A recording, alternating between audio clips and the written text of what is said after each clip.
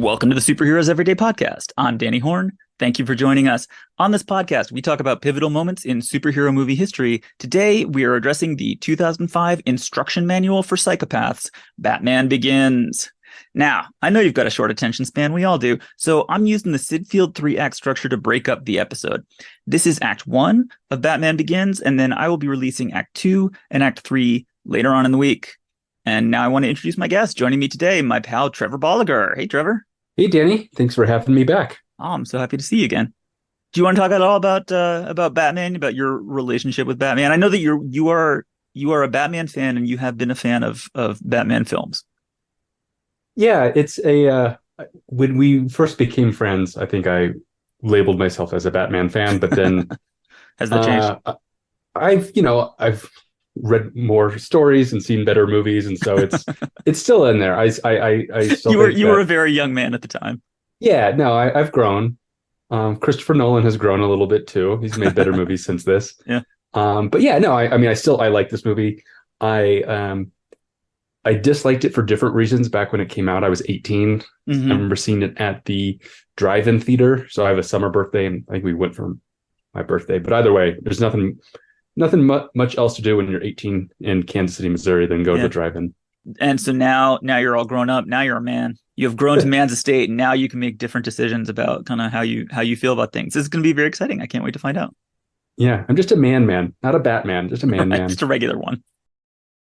Well, let's do just a little backstory of the movie. Is very simple. A few episodes ago, I talked about Batman and Robin, the super goofy Joel Schumacher musical that wasn't a musical extravaganza from 1997. It was awful. Everybody hated it. Didn't make money. Got terrible reviews. And it took them 8 years to get over it. And for Warner Brothers to decide to make, like, really not just another Batman movie, but practically another superhero movie. They got Catwoman in the middle of that, but that was a mistake.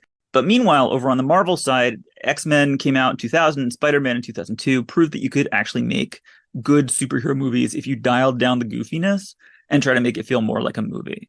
And so here's Christopher Nolan, who's sort of bringing that concept to Batman.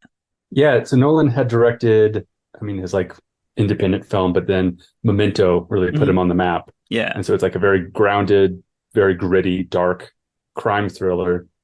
And, Batman Begins is also a very grounded, very gritty crime thriller. Yeah. So that's actually I guess I'll just jump ahead to my thesis of this movie. I think it's a very, very good crime thriller. I think it leaves a lot to be desired from a fun superhero movie perspective. Yeah, that was the thing. I loved Memento. I still love Memento. I think it's a great movie. And Memento's funny. And I was kind of hoping that Nolan would bring kind of like, it's funny and then it's clever. Like, that's the main thing about Memento, is that it's clever, that all the pieces kind of fit together in such a fun way. And it actually like worked. The whole gimmick of it actually works by the end. And so I had big hopes going into this movie. There are moments of levity, but there are few and far between. And there's really just like two characters that are responsible for the majority of them. But yeah, it's not a fun movie. There's definitely some adrenaline in there, but yeah, I was just listening to your Batman Forever episode. I was like, this is such an antidote to that. Like, it's the complete opposite. Yeah. In some of the behind the scenes, Nolan was saying, it's like he wanted to make a superhero movie. He wanted to make a Batman movie that felt like it could be in the very, very real world. And so it's like, you just mentioned that Spider-Man and X-Men did that. They were successful, but this is like even more grounded. Like, everything you see is like, oh, it's just a hair away from reality. Yeah, it's just like, what if reality sucked a little bit more? It would be just like this movie. Yeah. And this was really like for the Batman fans, for the people who were so upset with the Joel Schumacher movies. Like, this was absolutely the movie. And so we're going to see that. And we will see both the good and the bad of that. It was fairly successful. Just running the numbers real quick. 2005 was crazy because it had 4 superhero movies and none of them did that well. Batman Begins was fine. It was number 8 for the year. I made $205 million. Fantastic Four was number 13, and then Constantine at 29, and then Elektra, worst movie of all time, at number 103. And so Batman Begins did okay, but really it was nothing like the sequel 3 years later in 2008, The Dark Knight. Like that was an enormous hit. So it wasn't even like close to what the sequel is going to be. Do you want to get into Act One? Let's do it. Let's do this. All right, Act One. We begin with a flashback back into the past. Bruce is chasing a young girl named Rachel because one of them has an arrowhead and then the other one wants it and steals it. He runs away from this girl and he hides, and then he falls down through the flimsy wooden supports down into a well, which you don't know how to avoid that. Like, it's in your front yard. Like, granted, the Waynes have a very large front yard, but this does seem to be a feature of the landscape that you should know not to be on. He's a growing boy, you know. It's just he finally the straw that broke the camel's back. Oh, you think? Just finally hefty enough to break down there. I mean, my favorite part of this scene is that it shows right off the bat that Bruce Wayne is a billionaire. Mm-hmm. He's an asshole rich person who just like steals something from somebody else and has zero guilt and actually gets away with it. Yeah, that didn't occur to me that like, yeah, he's the first thing he does is like take something away from a poor person. Mm-hmm.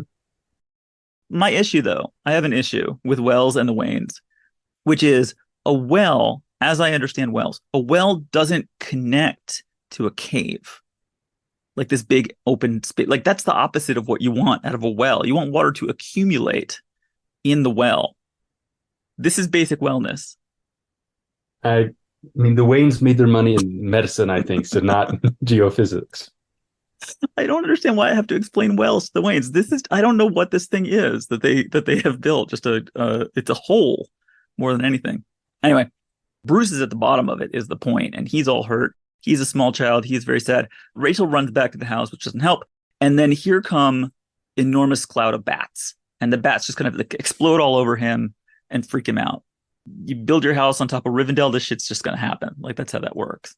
Yeah, I hope you like that bat visual because there's a whole bunch of it in this movie. Oh, yeah, no, we're going to see these bats again. These bats, yeah, this is not a cameo from the bats. Bruce wakes up. He is in a shithole prison. It's filled with people who do not like him. I'm not sure what he has done. We are in the kingdom of Bhutan, which is, you know where Bhutan is, obviously. You start out in Tibet, and then you go on the other side of the Himalayas, which is very difficult to do, and then you're in Bhutan. Yeah, I mean, they show him hiking a lot. It does look very difficult. Yes. Yeah, it's hard to get around.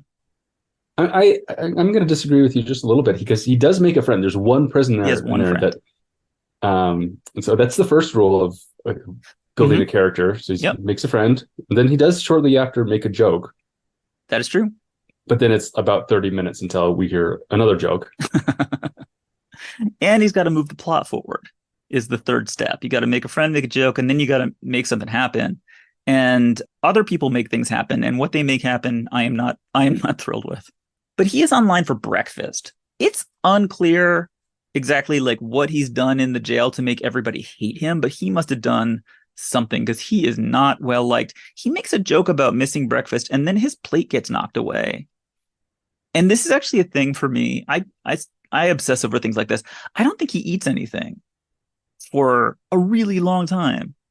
Even when he gets to the ninjery, they don't feed him. No, he's a bulky guy. He's got to be eating something, but yeah, there's not a lot of food in this movie. This is one of those things that is actually pretty distracting. Like they specifically drew attention to the fact that like he misses breakfast, and then they don't feed him forever. That actually explains it. That's why he's grumpy this whole movie. The entire movie, he's just hungry the whole time. Well, he smacks down the guy who attacked him, and then for no particular reason, a whole bunch of other guys jump in and start attacking, and so he is just having a mud fight, like a mud wrestling fight with all these people. He's just kind of like wailing on them. Yeah, I mean, they wanted this movie to be gritty and dirty and realistic. No better way to have a gritty and dirty movie than a literal mud fight. Mud fight right at the start. But he can fight six guys because this is kind of the usual story of white guy goes to the Orient, where like white guy is important. We drag him away into solitary, and he can just beat up as many other people as he feels like.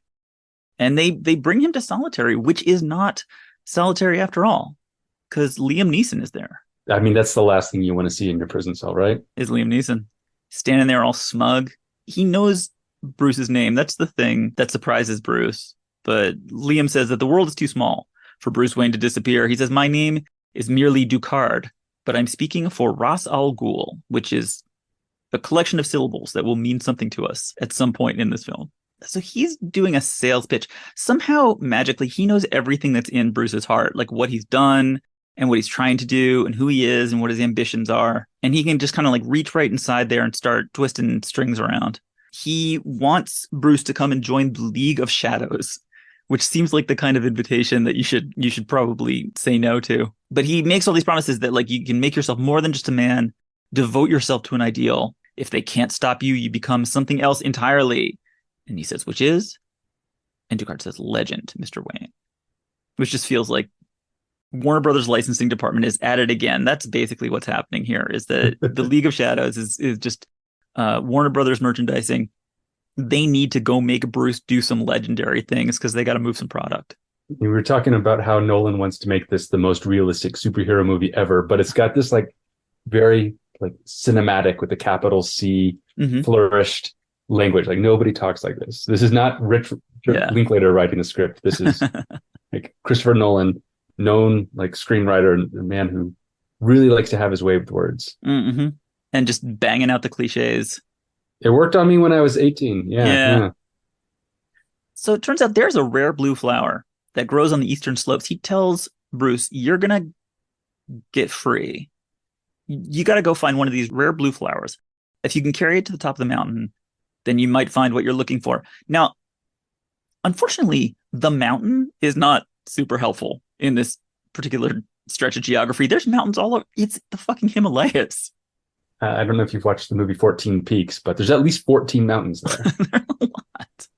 And you don't want to hear words. If you're here, if you can see Mount Everest from where you're standing, like you don't want to hear words like top of the mountain. No. Oh my God, are you kidding me?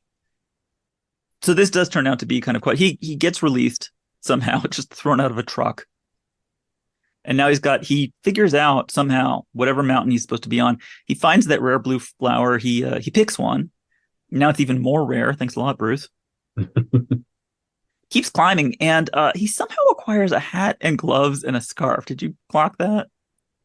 I just assumed that he stole those from other people. That's a good. Yeah, I was thinking there must be some kind of like naturally occurring outerwear store somewhere around. No, it was a yurt. He picked it up from some random yurt. You're totally right. You know, he is going to say a lot of things about how he didn't become a criminal during this phase of his life, but all of the evidence seems to suggest that he entirely did become a criminal, because here he is. Yeah, I mean, there's a scene of him stealing food to survive, but I guess. Oh, we'll get into this, but there's a whole thing about how like, oh, I did crime stuff. But I'm not a criminal. But I'm not a criminal. I never became a criminal. Yeah. Okay, but except for the outerwear. Yeah. That you're taking from everybody. And the endangered species. Yeah. So he finds this temple up in the mountains, at the top of the mountain, apparently, which is enormous and feels super unlikely to be built this nice. Like it looks gorgeous, right? But you're in a place where literally nobody will ever see it. So I don't know why you'd bother to go that far as the decoration goes. In my notes, I described this as the Mojo Dojo Casa House. And when you're building a Mojo Dojo Casa House, you don't want to cut any corners. You're right. Yeah, that's true. You got to make it nice. We are here. This is like, what is it? Is this like a ninjery? I think it's a ninjery. Yeah. I mean, I think a dojo. Yeah. But it's a facility. More fun to say. Yeah, it's definitely a facility. It's a facility. Yep. It's not gonna make it past Act 1 of this movie. So he goes in, he has gotten to the top of the mountain. He has not eaten, as far as I know. And he finds Ducard there looking super natty and well put together. Like Bruce is a wreck. Bruce had to walk up all this way and he looks like a mess. And Ducard is just standing there like he has a magic cable car or something, some kind of zip line that got him up here. I gotta imagine he does, but also he didn't have to go find that flower. So he got like the shortcut. He must have had a llama or something bringing him up. Bruce meets a guy on a throne who's called Ra's al Ghul. He's the head of the League of Shadows. He says, I seek the means to fight injustice, to turn fear against those who prey on the fearful. And then he pulls out the flower, and Ra's al Ghul seems very happy to see the flower. And then Ducard just starts he just starts right in. He's like, to manipulate the fears in others, you must first master your own. Are you ready to begin? And Bruce says, I can barely stand. And Ducard says, death does not wait for you to be ready. Death is not considerate or fair. And make no mistake, here you face death. And it's like, dude, you invited me to this. What the hell? He must have got there a lot earlier. He's had time to shower and comb his hair and comb his goatee and prepare the awesome speech.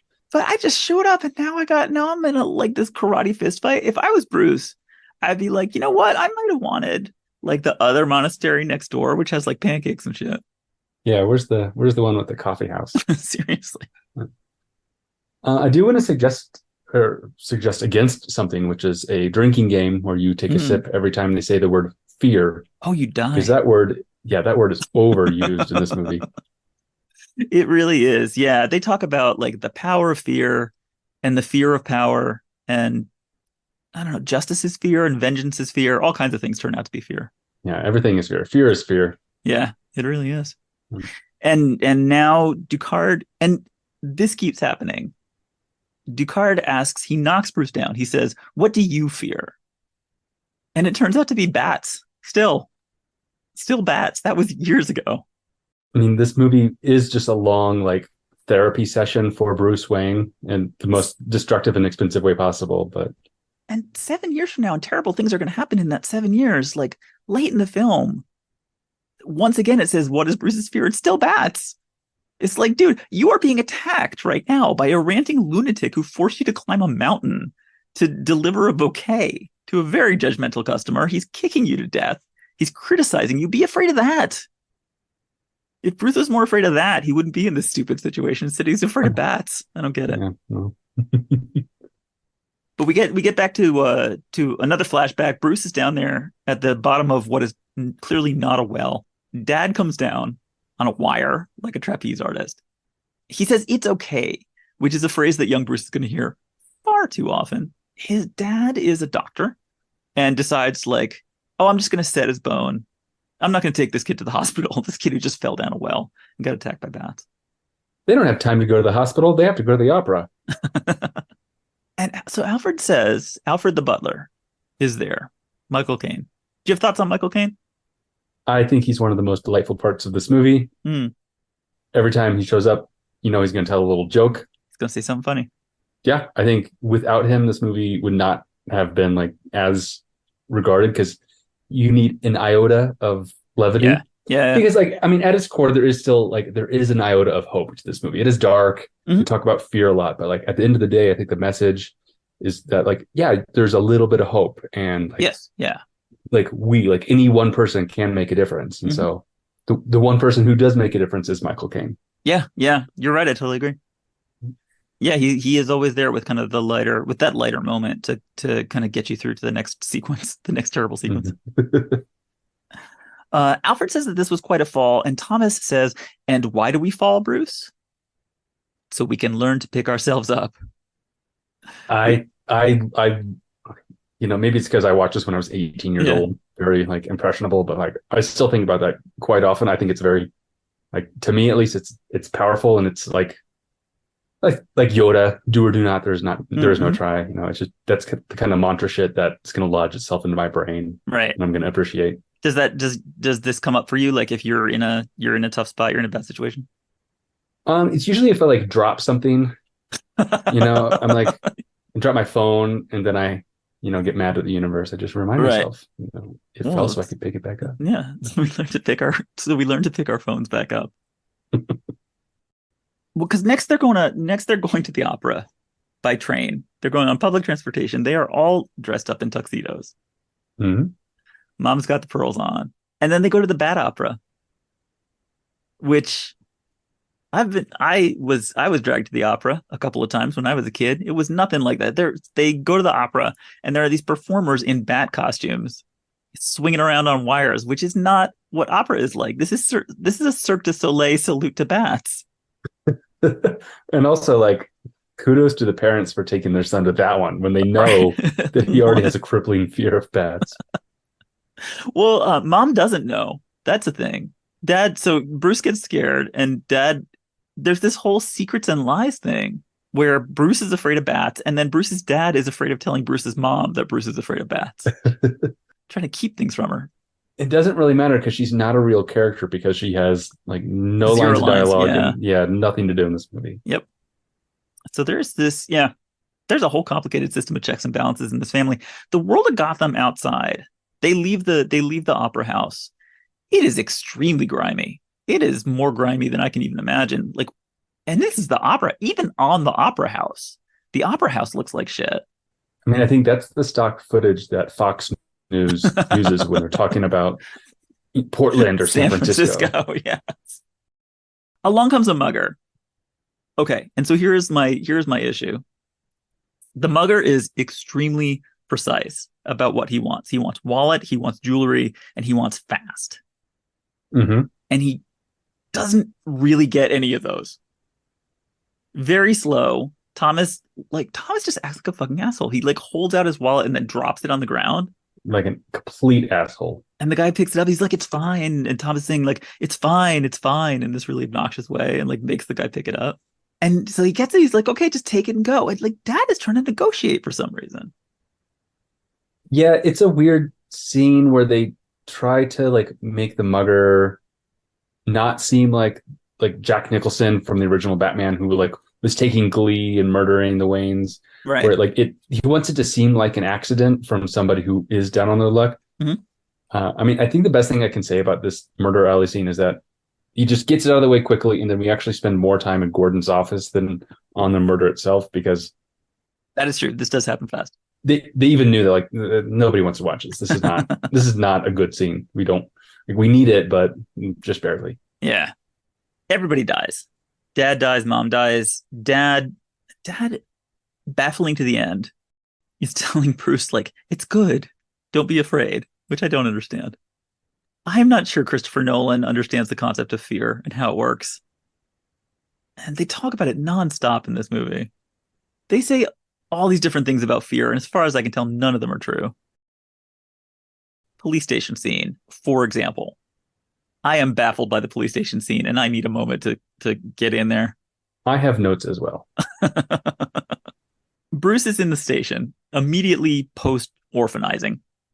Little Jimmy Gordon is there and is unbelievably insensitive. Bruce, I guess, is it Bruce has his dad's cloak or something? For some reason, he's holding something. It's like his scarf or his coat or something, but yeah. And Gordon says, "Is this your father's?" He picks it up to Bruce's obvious discomfort. He says, "It's okay," for no reason. He puts it on Bruce. He says, "There you go." Bruce was not cold. Bruce still looks unhappy. And then Gordon strokes his face and smiles and says, "It's okay." Why is that happening? And Gordon says, "It's okay" again. He says, "It's okay" 3 times. I don't know what he's referring to. I think that's mostly to show that Gordon cares. He has a heart, but yeah, it's a little bit strange. You're fondling this boy. Yeah. No, I mean, what's worse, what Gordon does or what the commissioner does when he They're both barrels bad. through the door? Yeah. Yeah, because then the commissioner comes in. "Hey, good news. We got him, son." Good news. Yeah, which is obviously not relevant to this child. My question is, like, is everyone on the Gotham Police Department a sociopath?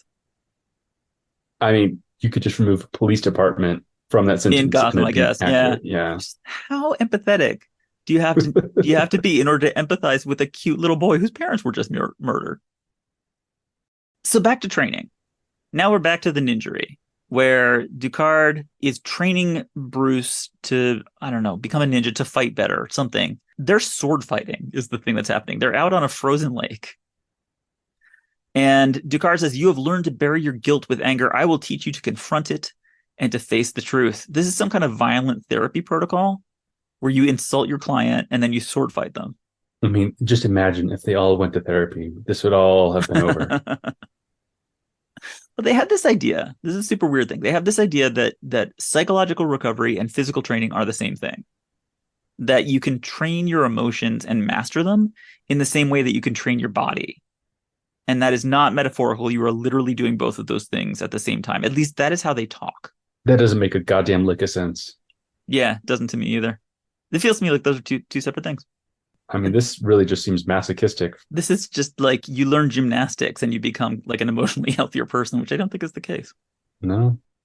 And then, so along comes one of my favorite silly movie moments of all time, where Ducard promises, "You will know how to disappear. We can teach you how to be truly invisible." They're in a hallway. And Bruce says, "Invisible?" And then boom, a ninja drops out of the rafters right next to them. And Ducard is like, "See?" And I want him to turn to the guy and be like, "Thanks, dude. That was awesome." And like, fist bump him. Oh, they did that right after the scene went cut. Exactly, right? You'd have to. Like, dude, that was great. But I mean, there's probably ninjas everywhere. Danny, have you ninja checked your house I don't lately? know. I haven't. The problem is I haven't had a lot of dramatic moments where the ninja would Oh, drop down. So I don't know. They could be anywhere. yeah. This guy's installed them all over the place.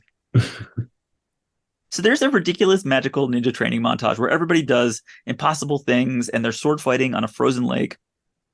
Ducard is saying, "Always mind your surroundings," which if we were doing that, we wouldn't be on this lake. We'd be doing something more sensible. Yeah, we'd be somewhere at sea level, with like Right. helmets and pads. Yeah. Yeah, he's not teaching Bruce how to be careful. That's for sure. Oh no, no. And then the explosive powders, Trevor. Oh God, yeah. The explosive powders. Ninjutsu employs explosive powders. Poof, he says, as weapons or distractions, which is not the case. Is that the case? Is that a ninja thing? That seems to be the opposite of a ninja thing. He was just saying you can be invisible. How does like throwing a little firecracker at somebody's foot help you to be stealthy? Yeah, a ninja understands that invisibility is a matter of patience and agility. And then also pyrotechnics. Right. Yeah. What? And the reason they're setting this up is because in about 20 minutes, they're going to blow this entire place up. It's going to turn out that most of this temple is made out of like barrels of explosive powder. It's just a fireworks factory. Yeah. They apparently use an unbelievable amount of this. I don't know. But they don't leave the dojo for years, apparently. What are they doing with all this powder? And then they have to go, you know what? Actually, here's my issue. I just realized. By the end of the movie, they all go to Gotham City to do bad things. Do they bring any explosive powder with them? Do they use it even once? They do not. They bring gas cans full of gasoline to light things on fire. You are correct. I guess they learned their lesson. That actually might be good screenwriting. They learned their lesson in the first act, so they don't carry Character that shit around development. anymore. Yeah. They've got a prisoner. Somehow somebody has given them a prisoner. Bruce is uncomfortable with that. Ducard says that crime cannot be tolerated because criminals thrive on the indulgence of society's understanding, which is also not true. They No. keep treating Ducard as if he's like incredibly wise, except everything that he says is the opposite of truth. Yeah, and this movie has a lot to like the big story for the League of Shadows is they hate crime, they hate corruption, but they don't really understand that like no, crime is a byproduct of like insufficient systems. Yeah.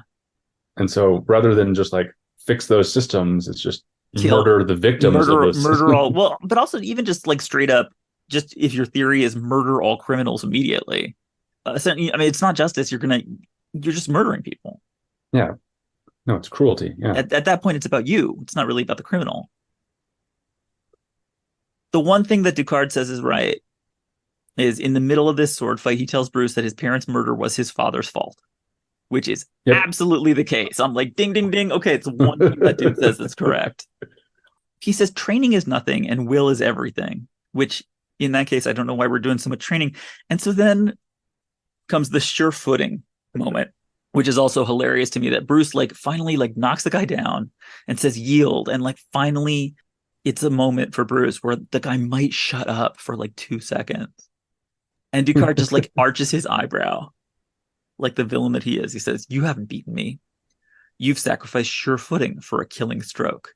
And then boom, like a little hole in the ice opens right underneath Bruce and he goes down like it's a trap door and he is Wile E. Coyote. That is pure Warner Brothers cartoon. Then there's a campfire and there's more therapy talk about Ducard's past and anger and mercilessness and power and vengeance like they ever do anything else. It's just like, oh my God, are you still talking? Fucking Ducard. Yeah, no, that's the real training is just the patience that you get from sitting around Just when he's listening to just this hawking guy. all this bullshit. Yeah. I know like all of this ninja training is like it's very silly. It's like it looks cool, but Yeah. it's very silly. And I do want to give the movie credit that it shows Bruce putting in the work. Like Hmm. he is training, he is learning new skills. He is not just like using all of his money. He's not just a billionaire using Right. money. So Yeah. like they did That's true. strip away all of his like wealth for this sequence of the movie at Hmm. least. Yeah. So it's like they're building up the constitution of his character to a degree. Right. Where he I is mean, actually having like an amazing fighter, and they do need to show yeah, somehow if that's going to yeah, be like a huge part of his character. They need to show kind of where did that come from. exactly. But I wish it was a smarter guy with better things to say Yeah, who was doing and it. who was having fun. I think That's if true. he was having some fun in this movie, and he does have some fun in the next one, and I think that's Yeah. probably Yeah. one of the reasons that movie's still cherished.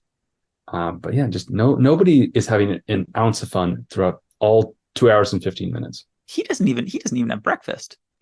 There is one moment there is one party moment where like people are drinking and having a good time, and he immediately tells them all to leave and burns the house down.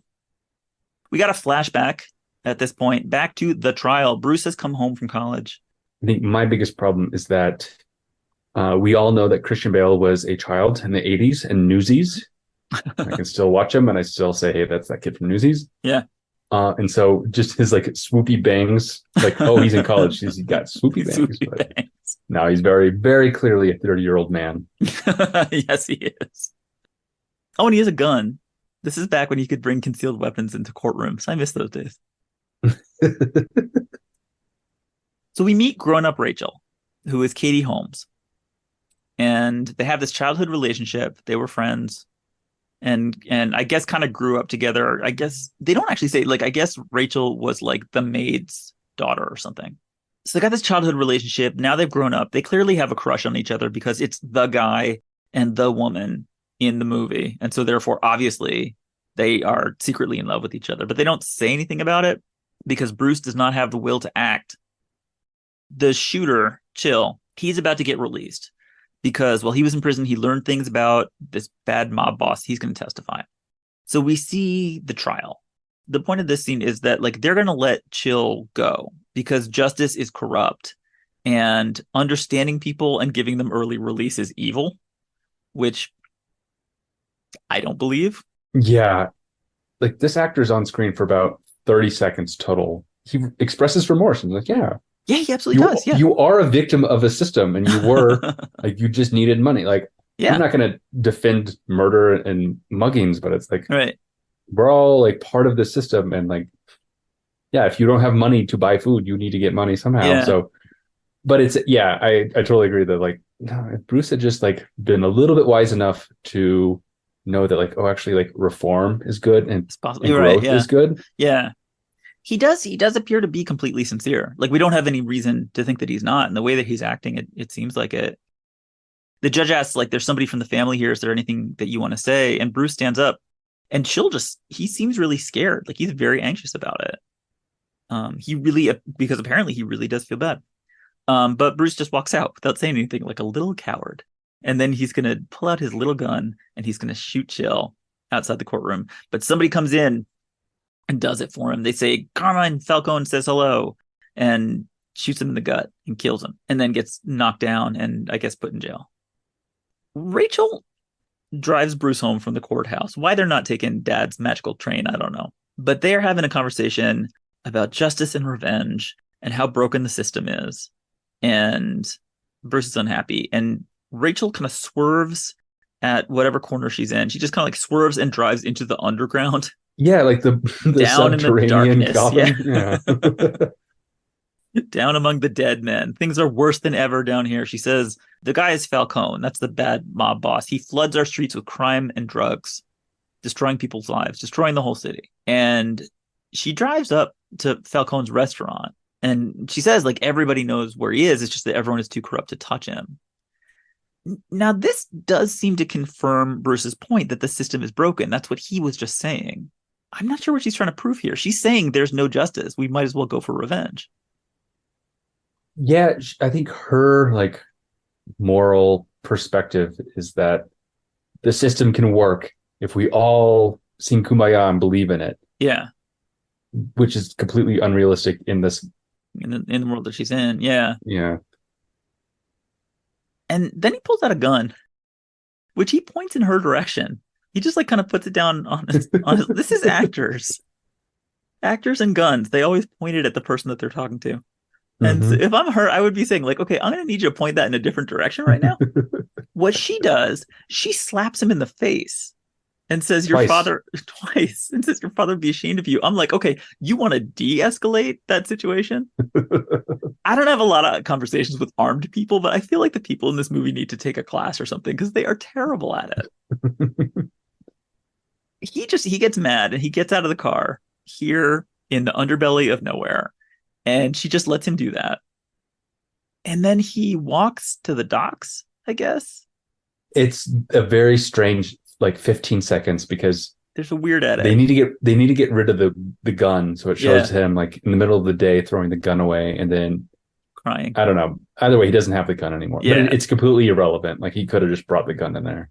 And the weird thing for me about Rachel is that, like, from Rachel's point of view, she lets him go. Like, she has driven him here. He gets out of the car. She doesn't see him again for another 7 years. She's responsible for his death. If I I was didn't put her, that together, but you're right because that's the evening that he disappears. Yeah. yeah, I would be horrified. I would spend the next 7 years until he magically comes back, feeling like I killed that guy. I could have just driven him home and he would still be alive. So there you go. That's Rachel's problem. All right. I mean, that's just more Nolan, not you know, not Not understanding women, but not paying attention to how women feel about things. yeah. So Bruce goes to the restaurant to meet Falcone, the mob boss. He says, "I came here to show you not everyone in Gotham is afraid of you, but apparently you should." He has like a little villain monologue about, like, you don't understand the ugly side of life. Don't come down here with your anger, trying to prove something to yourself. This is a world that you'll never understand, and you always fear what you don't understand. There it is. Again, it's Yeah. dumb idea. People fear what they don't understand. Where Yeah. does that even come from? Oh, I don't know. Somebody should do the research and discover the origin of this. Like, people are And scared. I'm afraid of heights. If you take me like somewhere out near a ledge, I don't like looking down at the ground. I'm pretty sure I understand the basic principle of that. yeah, your brain understands. If you fall, If you you're going to get fall, hurt. right? Yeah, you fear things that you do understand. Yeah, but why do we fall, Bruce? Oh, yeah, that's a good point. That is a good point. Uh-huh. Yeah. You know, Inarguable. so Bruce just gets kind of like walloped. Falcone is again doing like a mean therapy, like beating Mhm. up people therapy. Bruce keeps finding Bruce needs to go find a real therapist who knows how to do this without hitting people. They don't exist. They don't exist in this country or in this I guess not. in this Gotham. So he gets thrown out of the restaurant on his face. He swaps jackets with the hobo, and then he just gets on a boat and he goes and he travels somewhere to live like a poor person. He has to steal to eat, and that's where he gives an apple to a little kid. And then suddenly he's part of a gang and he's doing a bank job or something. And he says, "When I traveled, I learned the fear before a crime and the thrill of success, but I never became one of them." It's like, okay, you clearly entirely did. Why does he think that doing crimes does not make him a criminal? I mean, I think it's because it's the same logic of like, oh, I was just experimenting in college, Right? so it doesn't count. Really? It's just experiment. Yeah, I mean, this is his college Just messing walkabout, around. but instead of going to Machu Picchu or backpacking through Europe, he's just pretending to be poor. He ends up in the jail where we found him, which apparently was a noble thing to do. So that's the end of that flashback. Now we go back to the dojo, and here's Ducard, and he has more bullshit to say. He's crushing up the blue flower. "You've traveled the world to understand the criminal mind and conquer your fears, but the criminal is not complicated. What you really fear is inside yourself. You fear your own power. You fear your anger, the drive to do greater terrible things." They just keep talking about anger and guilt and power and justice and vengeance. And he makes Bruce like sniff some kind of anti-fear psychedelic shit. And then what does he say, Trevor? He says, "Men fear most what they cannot see." It's just So we fear what we can't see, and we fear what we don't understand. Those two happen in very quick succession. And then there's this insane ninja dance number. It's I went to a concert last night, Danny, and this is exactly what it's like to try to find your friends after going to the bathroom and coming back. Everybody's dancing. Nobody wants you to pass. Yeah, they all kind of like shift position and they move around. They form these little patterns. Descartes is still just jabbering about fear and power. And at this point, it's like, I would pay any amount of money to make Liam Neeson shut up. It's like, embrace your fear and turn your fear into power. It just goes on and on. Bruce wins somehow. I don't really get how. He gets like a slow clap from Ra's al Ghul. Yeah, I do have one request. Next time Yes. you want to teach me a life lesson, can you Mhm. please hire and choreograph a team of ninjas? I will try. I absolutely will. I appreciate that. Yeah, it'll take some doing, but it's worth it. To teach you a lesson, it's worth it. Hopefully it's about fear. Well, we have now purged Bruce's fear. He is ready to become a member of the League of Shadows, but first, you got to kill this fat dude because we tell you to. Mm-hmm. So you're almost in. You're almost in this frat, but you just have to kill this one dude.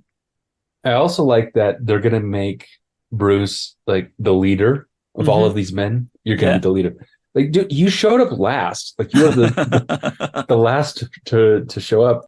But you know, it's just the rich get fucking richer. What can I say? I don't know. What is this? This is more like corruption shit. Descartes says he needs to lead the ninjas to Gotham. Oh no, this is Ra's al Ghul. Gotham's time has come. We need to kill it with ninjas. City has become a breeding ground for suffering and injustice. It is beyond saving. It must be allowed to die. That is the function of the League of Shadows, and it is one that they have been performing for centuries. So dumb. Is there a city like that? Like, how would it work if you were going to say like Pittsburgh is beyond saving and must be destroyed? Like, how do you just what do you do with Pittsburgh at that point? No, I don't know. I mean, it's like if my neighbor's lawn, which it is like out of sorts. It's like overgrown and just Yeah. shabby. I'm just gonna go burn his house down. No, you help him mow the lawn. Yeah, he's just something. No, they're just gonna. And my question is like, are they gonna take the suburbs too, or are the suburbs okay? Like it kind Oh of yeah, is it metro or is it right city metro limits? area. Yeah. Yeah. So Bruce sets fire to something and flips it up into the rafters, right next to the barrel of explosive powder, which, as I said earlier, are everywhere on every floor. So there is a sword fight, and things start to explode and burn, and the army of ninjas who live here apparently are completely useless in a crisis. Like these are Oh, yeah, they become absolutely useless, just completely they inept, just run except to around. be, yeah, they're just blown around like rag dolls. That's all they're good for. You don't have any like you don't have any firefighting equipment at all, or anybody who might take responsibility for that. They don't stop the fire, they don't try to save each other. No. And the Nothing. head of the organization keeps fighting Bruce Wayne Mhm. for no reason. He is not trying to accomplish anything. No. He sacrifices his sure footing for a killing stroke. He gets knocked out, killed by his own fucking dojo like an idiot. And then all the ninjas just scamper away somehow. And for some reason, Bruce decides to save Liam Neeson as the dojo explodes and they fall down a snowy slope to a ledge which should have some kind of rope around it.